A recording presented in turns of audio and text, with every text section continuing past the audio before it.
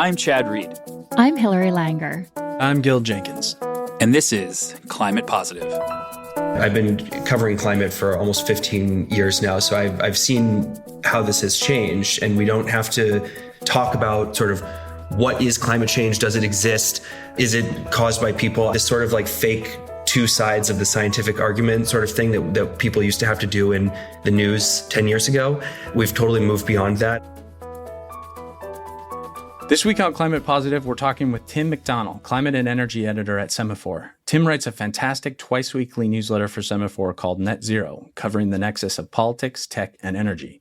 Before joining Semafor, Tim worked for Quartz and Mother Jones and has written for a number of outlets, including the New York Times, Nat Geo, NPR, Washington Post, and Slate, just to name a few.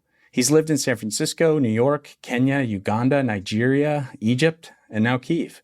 We enjoyed talking with Tim about the state of climate journalism and some of the big trends he's been focused on this year. So with that, here's Tim in conversation with Conor Freiner and me. Tim, welcome to Climate Positive. Thank you so much. Happy to be here.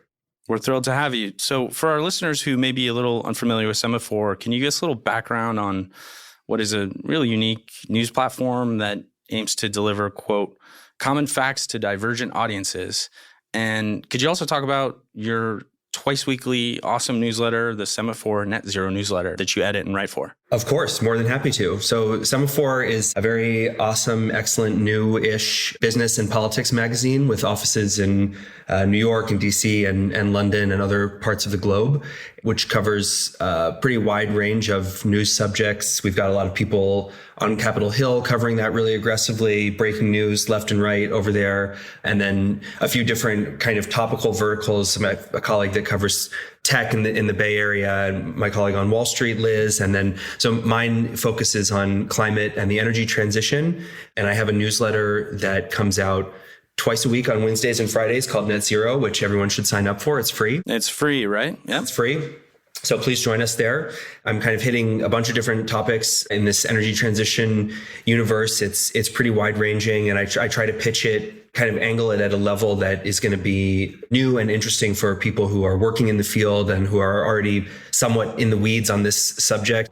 I'm allowed to get pretty wonky with things and go into detail and kind of go off on tangents that I think are interesting to climate world. Semafor, has been growing a lot since it launched 2 years ago, and the company is doing really well. And we have, in the last year, really been building up this series of live journalism events that we're doing in DC and New York and all over the place. We had a few back-to-back crazy events all week during Climate Week in New York, just the other week. That was really, really fun, which I can talk about more.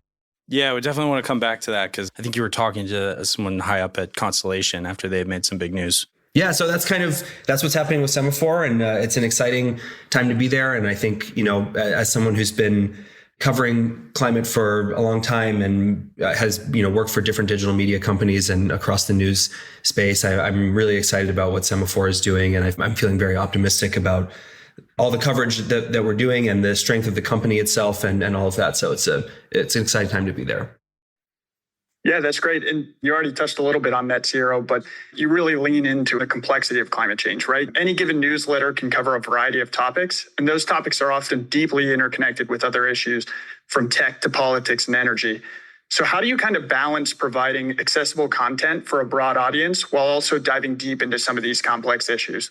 One way that you sort of solve for that is that, of course, climate change kind of touches on pretty much every aspect of society these days. And there's kind of interesting stories and news to write about tech and health and politics and finance, geopolitics, and everything under the sun is kind of in this kind of climate umbrella now. So that means when you're writing a newsletter like this, you can range fairly widely across the global economy and across different news verticals, looking for things that are interesting and that are going to kind of keep the audience feeling fresh and engaged.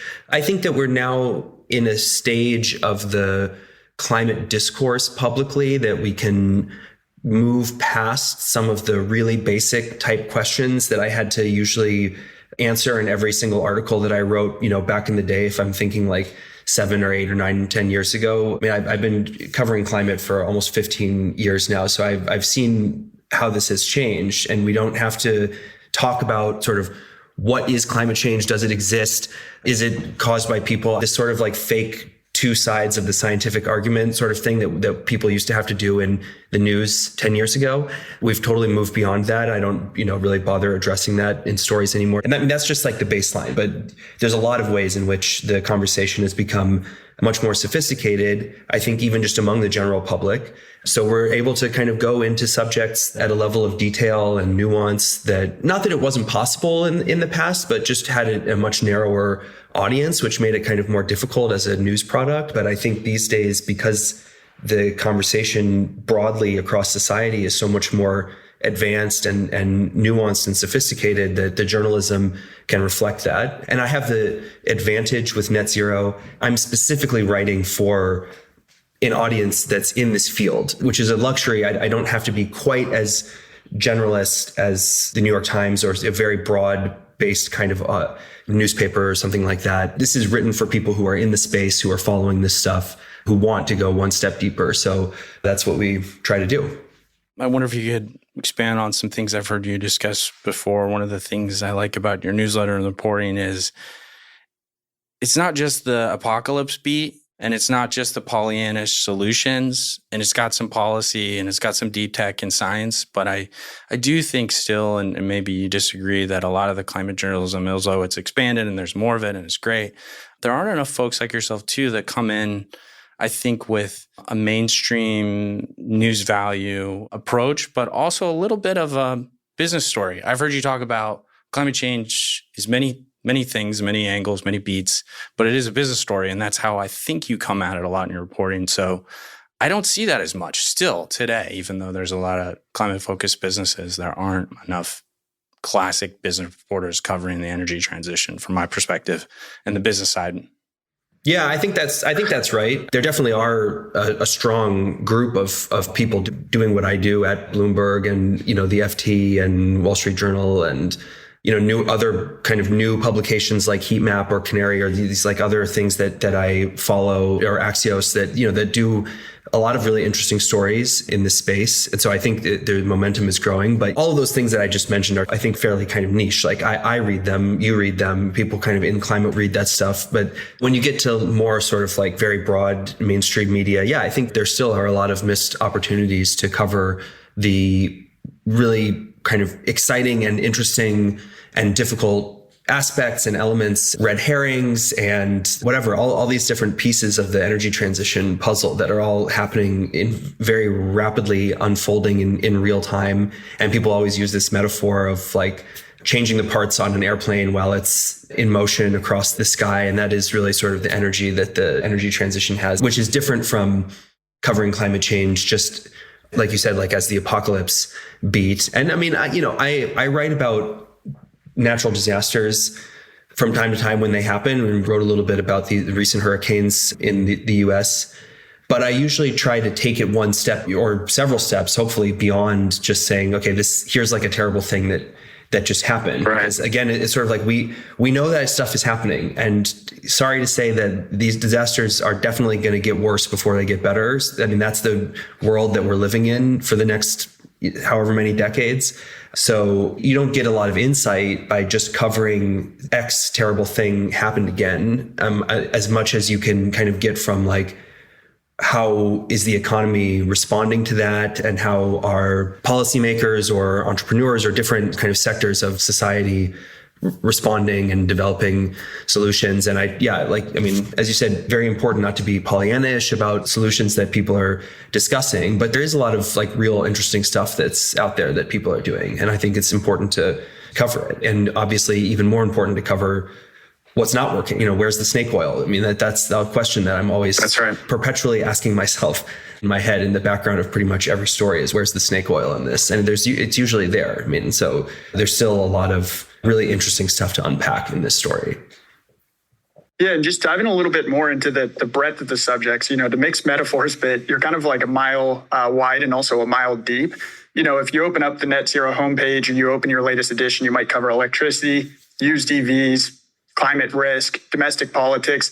How do you process all that information? And do you find it like challenging to kind of crystallize it and synthesize it into something that's presentable to your audience?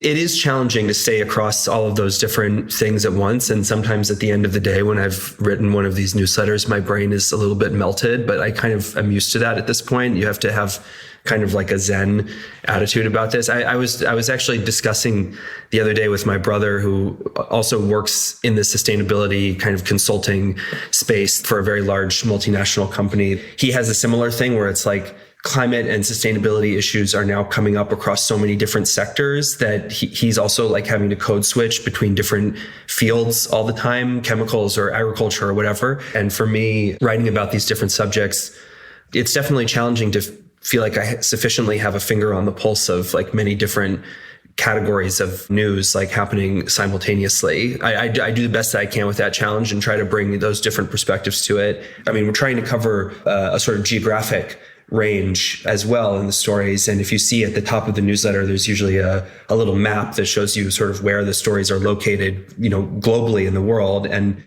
I love that little feature. I hadn't seen that before. Yeah. Global and local. That's a nice touch. Right. Someone made a good call on the user experience there. Nice. Yeah. Okay, great. I'm glad to hear that. But when I'm like reporting or like curating stories, I have that map in my head and I'm trying to think about like how to populate it in a broad way. And I'm self-conscious if I have a newsletter where every dot is like sitting on top of Washington, DC. And I actively avoid that. Yeah.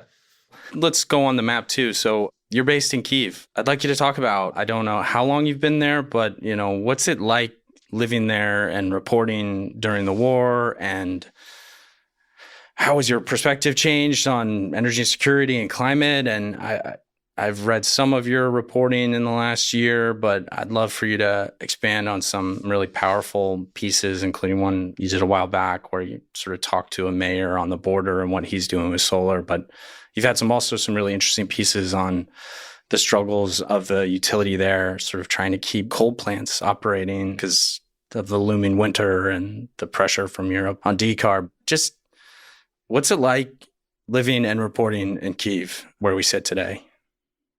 Well, it's a really fascinating and at times difficult and heart-wrenching story to be involved with. I mean, I live here because my wife, Siobhan O'Grady, is the Ukraine correspondent for the Washington Post. So she's covering a lot of the frontline stuff and the politics here. And I'm kind of along for the ride with some of that. And then also doing my own reporting while I'm here about the energy crisis that the country is facing and their very unique experience of the energy transition, because Ukraine, of course, is kind of coming at this from a very different way than most, certainly European or Western countries are, which is that it had an energy system that, for the most part, kind of dates back to the Soviet period, which has now been about 50% of the country's generating capacity has been destroyed since the full-scale invasion started in 2022. A lot of what's been most heavily hit are these hulking, enormous Soviet-era coal-fired power plants, all of which, there were I think there's 8 or 9 of them in the country that have all been destroyed either completely or almost entirely. They're not working. So the country's kind of had to fall back on a few nuclear power plants that it still is operating. One of their big nuclear power plants is still under Russian occupation in Zaporizhia, and then some hydro dams. And so they're piecing together this energy mix. And then because they have a necessity to keep the lights on, and this summer, the blackouts were really bad through most of the summer. We didn't have power for, sometimes 12, 15 hours of the day when it was hot at a time of peak demand when people are running their air conditioners. And during that time, of course, energy assets were still being targeted by the Russian military on a daily basis and blowing up transformers and grid infrastructure and power plants and solar fields and, you name it. All this stuff is at risk and has been specifically targeted at one time or another. So now we're looking ahead to this winter. It's going to be cold. The weather is just starting to kind of get cold now. And this is also a time of high electricity demand because there's some power that gets used in the heating system, and people also use electric heaters in their houses, and demand is going to go up. There's going to definitely be blackouts. I've heard between 4 hours to 20 hours a day of blackouts for households is what we should expect, depending on how cold it gets. So they're in a really difficult situation, and, I think trying to do the best that they can under the circumstances, but there's been some political infighting here between the leadership of the Zelensky administration and different leaders of various relevant ministries and state-owned energy companies that don't always see eye to eye on every aspect of this recovery. What about stories of hope or green shoots for the future or tell us about the story of the mayor on the border who put solar on? That was a mayor in eastern Ukraine, in Sumy, who's been involved in putting solar on municipal buildings and the local hospital. And you've seen actually a lot of really fantastic stories of those kinds of like public buildings, like schools and hospitals mostly, that have really been making a big push into solar, sometimes with the help of, NGOs or foreign investors or the government. So people are really trying to do as much as they can with that. And that was great to see.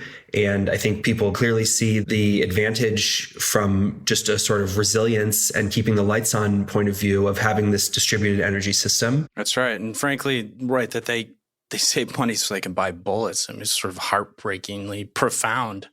And I don't mean to whitewash or, oversimplify the real challenges, but I think you've also talked about, the planning for after the war. And there is this opportunity for Ukraine to rebuild and really be on the vanguard, maybe on some of the larger scale renewables as well. As we rebuild infrastructure, Ukraine could really be a model for all of the EU.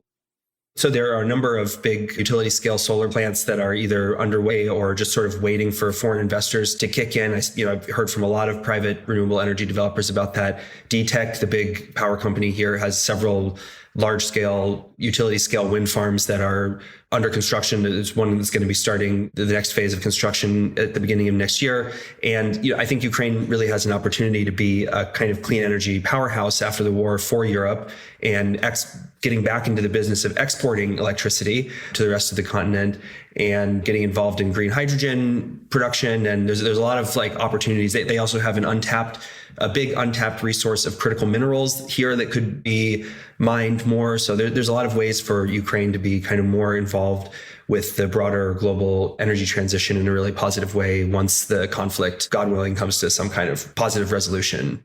Yeah, and that's really interesting because I think a lot of the reporting that you see is that there's some sort of tension between immediate energy needs, this concept of energy security, right, and long-term sustainability goals. The situation in Ukraine has had shockwaves far beyond its borders. What are the lessons of Ukraine specifically on this issue?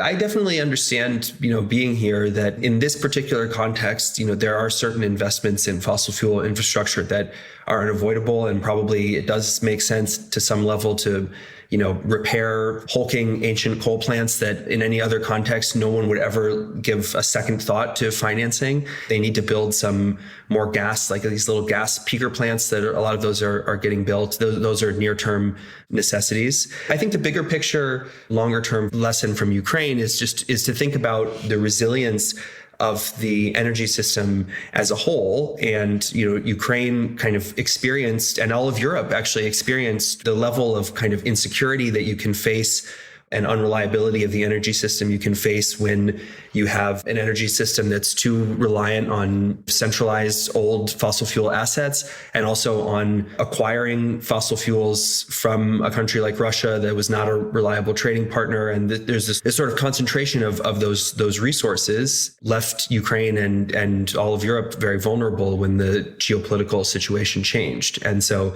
I think coming away from this, as we think about the energy transition, is going to have different sorts of implications about what are the supply chains for clean energy and how do we seek to avoid replicating mistakes of the past when it comes to, relying too much on certain trading partners that could leverage that against you in the future. And so I think making the supply chain for clean energy, where we're getting minerals and other bits and bobs of this hardware, making sure that that's well diversified as well, I think is a really interesting takeaway from Ukraine.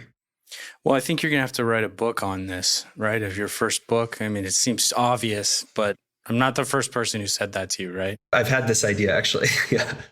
Okay, get on it. Climate Positive is produced by HASI, a leading climate investment firm that actively partners with clients to deploy real assets that facilitate the energy transition. To learn more, please visit hasi.com. We'll pivot a bit, but like you've kind of been doing there in Kyiv, you've been reporting on the front lines of climate change for over a decade now. So could you talk about some of your experiences at some of your past publications and maybe how your approach has evolved over the last couple of years? Sure. I started my first kind of like real job covering climate change at Mother Jones magazine in San Francisco. And then I moved later to New York for them. And during the Obama administration, there was a lot of kind of interesting early days energy transition stuff happening then. And we were traveling around. Clean power plan. Yeah, writing exhaustively about the Clean Power Plan. And I went to the COP in Paris and we were bouncing around the country. My colleague, who was a videographer, and we were doing this thing called Climate Desk, which was a collaboration, a multi-publication partnership that Mother Jones kind of spearheaded with The Guardian. The NPR and The Guardian, a lot of great. Yeah, right. Exactly. Which we were just getting started then. And we were doing a lot of like video and kind of social media content for them and distributing that amongst our partners. So we were traveling around the US a lot for that. And that was really fun. And then after that, I was a Fulbright National Geographic scholar. So that was a kind of 9-month fellowship that I did in a few different countries in sub-Saharan Africa, writing mostly for Nat Geo about kind of climate change impacts to the agriculture and food system in Uganda and Kenya and Nigeria. And I met my then girlfriend, now wife, during that phase. And she's also a journalist. So we were kind of bouncing around Africa for a couple of years after that and freelancing for different publications. And I was still mainly focused on climate then. And then we came back to the US and I did some work with National Public Radio. I was working still for Nat Geo. I did a really interesting trip to Bangladesh for Nat Geo that was about kind of rural to urban climate migration within Bangladesh and speaking with people who had moved from the very vulnerable Sundarban kind of mangrove forest in the southwestern part of the country into Dhaka, the capital, and sort of challenges they faced living there. So I feel really fortunate that I've gotten to travel around to all these places and see the front lines of climate change from a lot of different points of view. And, I spent a lot of years of my career feeling very fortunate to get to tell stories of people who were really living through those frontline experiences. And that was really a big priority for me. And these days, I would say I do a little bit less of that, not for any particular reason other than just, the sort of nature of Semafor is such that I've, as we were talking about before, kind of shifted a bit of the focus more towards the private sector and looking at companies and kind of seeing this as a business story. So how do you think the role of climate journalism has kind of evolved in that time? What are we doing better now than we were doing better previously? You talked about specifically with Net Zero, kind of the benefits of having a well-informed, engaged audience. But do you think the audience is, better equipped to understand the complexity of this challenge? I think the audience definitely is better equipped to understand the complexity of the climate challenge and more willing and able to do so now than maybe they were in the past. And I think from the media point of view that this is a really important story that having gone through layoffs or, other hurdles for the media industry in recent years, many of them have really stuck with climate as a beat and actually grown their climate desks. So I think that the media is kind of getting more sophisticated about how it tells this story, and I think moving away from some of the susceptibility to greenwashing that was, probably present in earlier days and susceptibility to sort of false binaries, between the sort of like real science and fake science, but somehow equating those that kind of like errors that people, made previously. Is this message or story kind of getting through to the right audiences, I think is an important question. That's kind of what we think about with Semafor is like, not just, is this a bigger audience, but also is this the right audience? Is it sort of getting to the higher level decision makers, people in the kind of really high powered rooms who are in positions to move a lot of money or change policy in a really meaningful way? And I think that most of those people in the US and Europe, at least, and elsewhere are paying very close attention to the kind of climate story. It's become unavoidable. And, of course, like not everybody sees eye to eye on this issue politically, but even if you look at the kind of level of discourse around climate that you see on the right in the US, among the Republican Party has changed a lot in the time that I've been covering this. You don't see the kind of like James Inhofe throwing a snowball on the Congress. Yeah, no, now it's like they're taking my hamburgers and my stove. Yeah, of course, like there's different shades of climate denialism. Right. And there are still people who like say things that are just sort of patently untrue or out of step with reality. And we need to like wind causes cancer and right. Yeah. If you want to talk about like what are the big stories of 2024, that the election obviously is number one. So that's the biggest story. The divide between the candidates on this issue is very obvious, and it's been very interesting to cover how Kamala Harris has approached this issue, and I've seen some evolution in her viewpoints on this over time, and so we'll continue to cover that definitely. So that's a big one. Okay, what's number two? If you had to think of the year thus far, is it the AI-driven, need for compute, rising energy demand, at least in the U.S.? I know globally too. What else? What are the big five? Those are a lot of them. Yeah. I think this whole sort of AI and data centers, but also EVs and manufacturing, like the whole rise of power demand for the first time in, a decade or more. What does it mean to navigate a huge explosion in how much electricity society needs at the same time that we are, already struggling to decarbonize that electricity? Right. is a really interesting challenge. So I think that's been kind of the big one. And the IEA just had its big report on this subject today that basically found that electricity demand is growing much faster than anyone anticipated, and also that even though clean energy is growing rapidly and displacing fossil fuels, given the growth in demand, it's not growing fast enough for countries to be able to meet their climate goals unless we really accelerate the pace of clean energy deployments. And yet, if there were ever a time to double down on energy efficiency, which does not get the headlines, it would be now, right, Tim? Yeah, definitely. Jason Bordoff just had a column in Foreign Policy this week on looking at this AI challenge and what's the solution to providing clean power for AI. And the first thing that he recommends is efficiency. We need to use less power for this stuff. And that is the first part of the solution. So definitely that can't go unremarked for sure. Just staying on that, because before we hit record, we were talking about Climate Week, New York takeaways, and you interviewed someone high up at Constellation who just made the really surprising news about opening up 3 Mile Island. Like, what did you think about that? What was your experience? What level of skepticism did you have interviewing someone from Constellation about the realness of this moment for nukes? I don't know. I think it's super fascinating. I think that deal with Microsoft. Yeah. How many companies can do a $16 billion PPA? Right. That deal with Microsoft. My first takeaway from it was that this just goes to show you the level that these tech companies are willing to go to solve this power problem.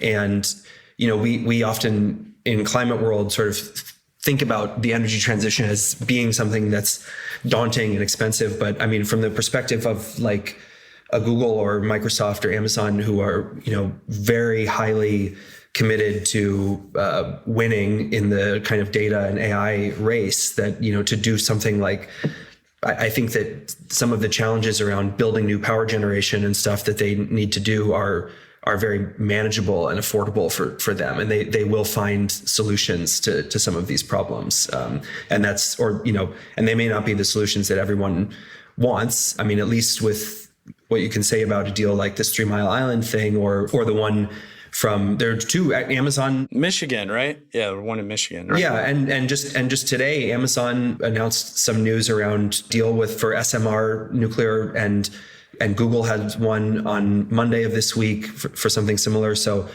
great. It's like, I'd love to see it. Let's do it. Let's keep the press on renewables and building more transmission and energy efficiency in the meantime. Let's not get distracted, but really editorializing here, but giving you my take on that is where we sit it's not a threat. It's not renewables versus nukes. We need it all. However, they need to do everything. Yeah. But the key is like, to what extent can some combination of low or no carbon sources help? Because the most obvious thing for them to do is build a lot of natural gas peaker plants and just have those run everything. So, I mean, I think, that if this data center boom comes with a huge carbon footprint cost, then that's not going to make anybody happy. That's not what we need. So I think it's interesting that they're trying to come up with other solutions. Yeah.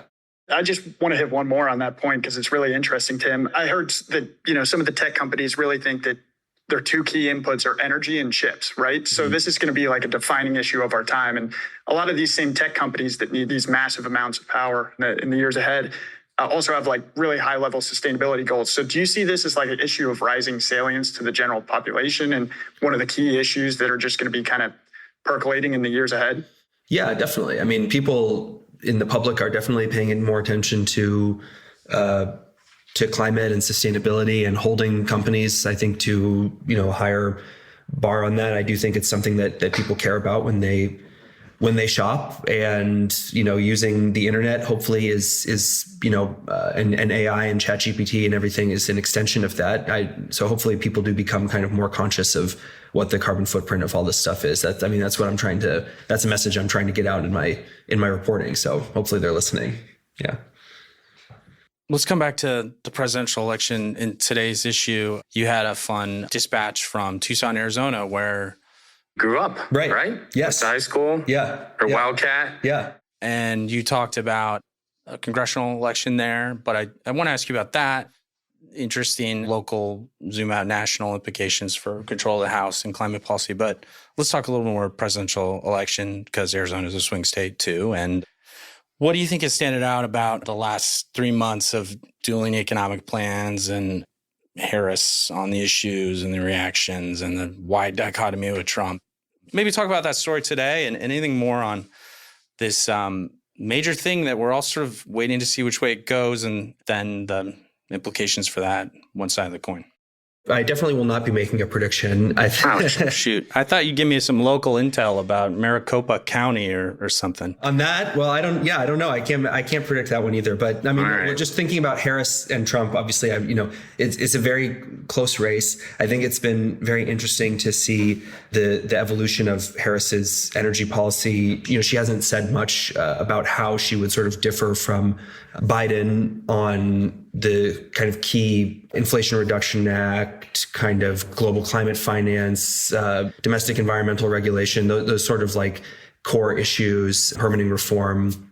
So we don't have like a super clear view of what that's going to look like. I mean, obviously seen, I think, somewhat of a kind of shift to the center from her around fossil fuels and the energy market, doing a lot of campaigning in Pennsylvania. Obviously, there's, the politics of this are pretty obvious, having to be sensitive about, walking away from, doing a ban on fracking, or, having to be kind of more sensitive or nuanced around the sort of fossil fuel phase out type language. So that's, it's been interesting to see her kind of evolve on that. I mean, from the Trump side, I guess the interesting storyline with climate and Trump through all of this has been the deepening relationship with Elon, and, how, to the extent that Elon is able to bend Trump's ear on EVs. I feel like there's been maybe a little bit of more of a willingness on Trump's part to entertain a more favorable attitude toward EVs. So maybe that's a good thing. I don't know. But so. Yeah, I don't know how to peg that one. I guess those are sort of the dynamics that I'm still kind of paying attention to. One thing that I kind of take away from that is just that the race is very close. And so to get to the story today, I mean, it kind of puts even more of the pressure, I think, on down ballot races. That's what I was writing about with this case study in Arizona, because we have a lot of uncertainty about what's going to happen at the federal level and who's going to be in the White House and who's going to have the majority in Congress. And meanwhile, there are all these, dozens or hundreds of races across state legislatures across the country, and gubernatorial races and other kind of local elections that are happening in the background that also have really high stakes for climate, and the way that, states themselves plan around clean energy or take advantage of federal funding or have their own environmental regulations. And, Arizona is one where it's one of a handful of states that are within like a hair's breadth of flipping the majority control of the state legislature. In Arizona's case, if that happened, it would be the first time in like 40 or 50 years that there's been a Democratic majority in both houses of the Arizona legislature. So that would be, I think, kind of really interesting to see what that allows the state to unlock, because it has a Democratic governor, but hasn't really been able to do nearly as much as some people think that it should around building a solar industry or... No, not at all, given their resources. Might have something to do with the Public Utility Commission down there, right? Which also has elections this year. So that's just another example of the importance of these local elections. Yeah, fascinating. Okay, let's zoom back out international before we turn to the hot seat. How many COPs, UN climate change conferences have you covered? You mentioned...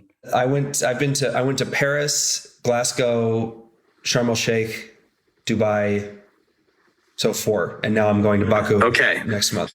I just missed you. My last COP was in Peru in the lead up to Paris, and I haven't been back to a COP since, but I still follow it. Once you've been to one, it's quite the experience. Tell us about what's in your reporter's notebook for Baku at the next COP. Obviously, the digest of the elections, I'm sure U.S., China dominates, but like, what are you starting to zero in on to plan your 2 weeks there? Well, it's going to be definitely a lot smaller than last year's COP with 100,000 people in Dubai. But I think this year is going to be a lot smaller. And I've actually been, in chit-chatting with people about who's going and who's not. I mean, definitely far fewer business leaders are attending this one than they did last year. And I don't even know that I'm going to stay the entire 2 weeks, probably. The big story from Baku is going to be about international climate finance and, hopefully trying to get some kind of new target for how much money rich countries can raise to help the climate adaptation and mitigation efforts of developing countries. Right. And I'm sure whatever number they come up with is going to be way smaller than what it really needs to be. And it's not clear how they're going to reach agreement about who contributes to that and whether, a country like China should go from being sort of a neutral tending towards like recipient type country into more of a donor type country, which probably is what it should be. So there's a lot of, unanswered questions about that. That's going to be kind of the big story coming out of Baku. Yes, plan that too. Any what U.S. and China can get close to doing or doing? Are you hearing any whispers about any more bilateral? Maybe that's dependent on the election. My understanding from the last time that John Podesta was in China just several weeks ago, he had a visit there, a meeting with his counterpart, is that they had some conversations around, again, sort of local, state level kind of, partnerships or, partnerships between U.S. states and Chinese provinces or, to kind of keep some subnational momentum on climate change going as a kind of insurance against a slowdown of ambition at the federal level in the U.S. I don't think that China is going to really commit to any kind of big deal, with the U.S. before the outcome of the election is known. So we just really have to see what happens there. And that's going to totally color the outcome of the COP. And I think, it'll just sort of depend on what happens. Well, now that we've ticked off geopolitics, true to form, I think you and your Net Zero's newsletter, we've covered just about everything under the sun here, but we like to close with a little bit of a lightning round. Most are just one word, fill in the blanks. You up for that? Sure, let's do it. All right, perfect. So the most interesting story I've covered this year is? I think AI and the load growth issue. That's been the big one. The biggest misconception about climate change reporting is? It's activism journalism. Yeah, that's a good one. I mean, that it's activism, or that it's either activism or that like we're somehow in cahoots with big oil or something. I mean, I got called a shill for Monsanto one time just because I wrote something that was semi-favorable about GMOs. So I mean, I don't know. You're always shilling for someone. That's what people think, but I'm not. Fill in the blank. The most surprising thing I've learned in my reporting this month was? I think that, seeing the level of internal struggle in Ukraine over the energy transition that I was sort of talking about earlier has been really fascinating to see. And that's a story I'm going to be really excited to continue covering closely. So The book I'm currently reading is... I'm reading a novel called The Bickford Fuse by a Ukrainian novelist named Andrei Kurkov. It's super interesting and kind of dystopian. It's sort of like The Road by Cormac McCarthy, if you're into that kind of thing. So, yeah, some real light bedtime reading. Okay, we'll put that in the show notes. When I need to recharge my battery, I play guitar. I had a band in Egypt called The Lost Cowboys. Check us out on Spotify. Is that like alt country? It is actually, kind of alt country with a kind of Egyptian oud vibe. So check it out. Are you rhythm guitar and lead singer, or are you, Yeah, I was the singer and the songwriter and the guitarist, and my buddy was the oud player, and it was a really cool thing. What's your axe? I can play 8 chords, but I have a much nicer guitar to justify my skill level. What are you playing? I've got a Taylor, like a big Taylor acoustic guitar. That's sort of my main one. And then a semi-hollow Fender Telly that I play for electric. That's a nice setup. I have an old Ibanez. I don't have a Taylor, and I have a semi-hollow Gretsch, which doesn't stay in tune, but it's just like I'm trying to be Crosby, Stills, and Nash, because they played a similar guitar, but it doesn't come out that way. So I applaud your commitment. Best movie about journalism, in your opinion?